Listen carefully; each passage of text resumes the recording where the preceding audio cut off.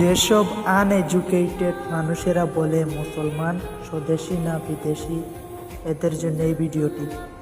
যেদিন supreme court রায় দিল মুসলমান ভারত থেকে চলে যাবে, একজন উঠে বললেন, ইওর অনার, ফায়সালা করার আগে একটু ভাবুন মুসলমান স্বদেশী না বিদেশি।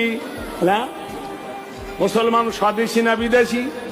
বলে আপনি বলুন কোনটায় দলিল নিবেন।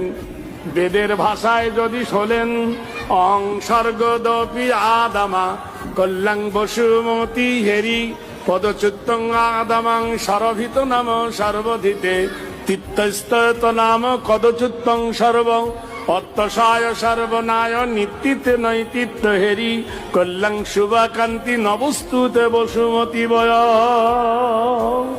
তোমার বেদ বলে দিয়েছে এই পৃথিবীর প্রথম যিনি মানুষ, তার নাম হলো আদম। লাইসেন্স প্রাপ্ত মহামানব, জান্নাতে থাকা মানুষ। সেই আদমকে আল্লাহ জমিনে নামিয়ে দিলেন ভারতের মাটিতে। এই আদমের মাটি হলো ভারত। প্রথম যার পা ছুঁলো ভারতে। আর মুসলমান সেই আদমের বেটা, ওয়ালাকাদ কাররামনা বানি আদম। মুসলমানেরা হলো আদমের বেটা।